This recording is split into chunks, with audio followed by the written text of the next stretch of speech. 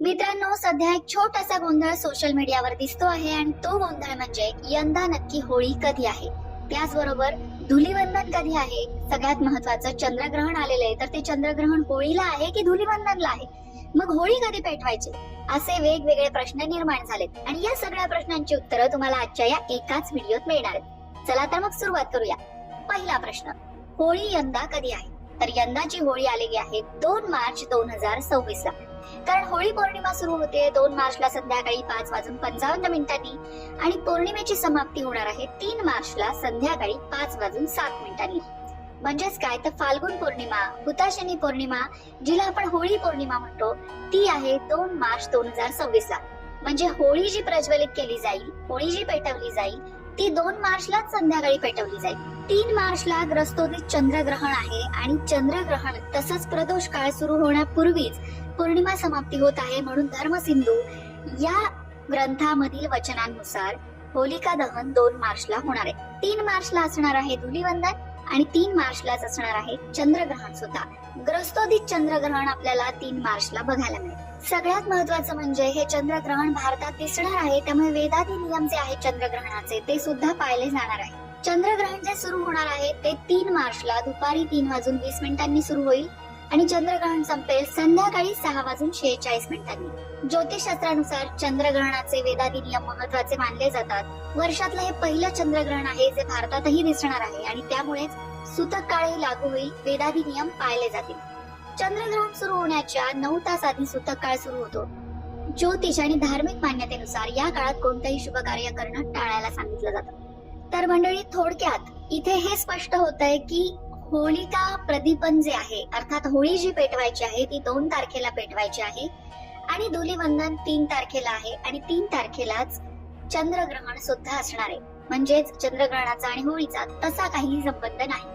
हिंदू पंचांगातील शेवटचा आणि निसर्गाच्या परिवर्तनाचा साक्षीदार असलेला फाल्गुन महिना, या फाल्गुन महिन्यामध्येच ही होळी पौर्णिमा असते.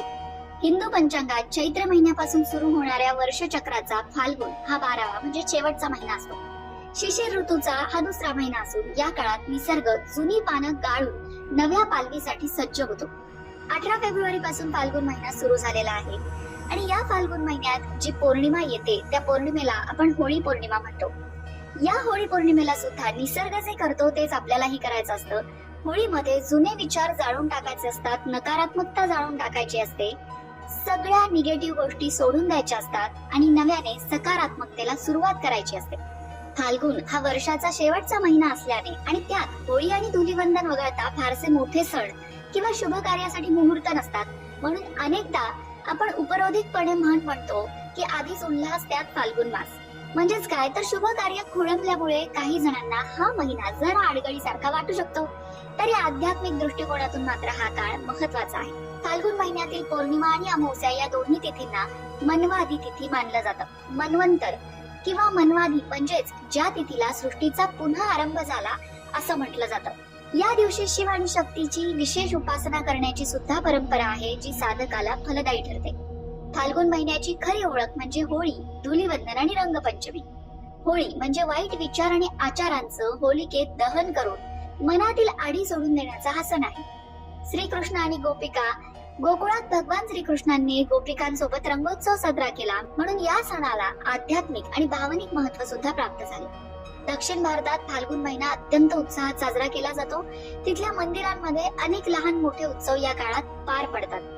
फाल्गुन म्हणजेच केवळ रंगांची उधळण नाही, तर पुरणपोळीचा गोडवा सुद्धा आहेच. जुन्या वर्षाला निरोप देताना मनातली नकारात्मकता जाळून नवीन वर्षाच्या अर्थात गुढीपाडव्याच्या स्वागतासाठी सज्ज होण्याचा हा मधला काळ आहे.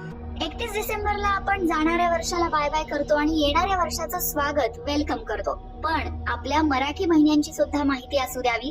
फाल्गुन महिन्यात सुद्धा आपण एका वर्षाला निरोप देत असतो आणि चैत्रापासून एका नव्या वर्षाचं स्वागत करत असतो. थोडक्यात काय मंडळी, तर रंग खेळून आणि होळी पेटवून आपण एका वर्षाला निरोप देतो आणि गुढी उभारून एका नवीन वर्षाचं स्वागत करतो. तुमच्यासाठी येणारं वर्ष सुख समृद्धीचा जाओ हीच सदिच्छा. अशाच प्रकारच्या माहितीपूर्ण व्हिडिओसाठी लोकमत भक्ती चॅनलला सबस्क्राईब करा आणि बेल आयकॉनवर सुद्धा क्लिक करा, म्हणजे आमच्या नवनवीन व्हिडिओचं नोटिफिकेशन तुम्हाला मिळत राहील.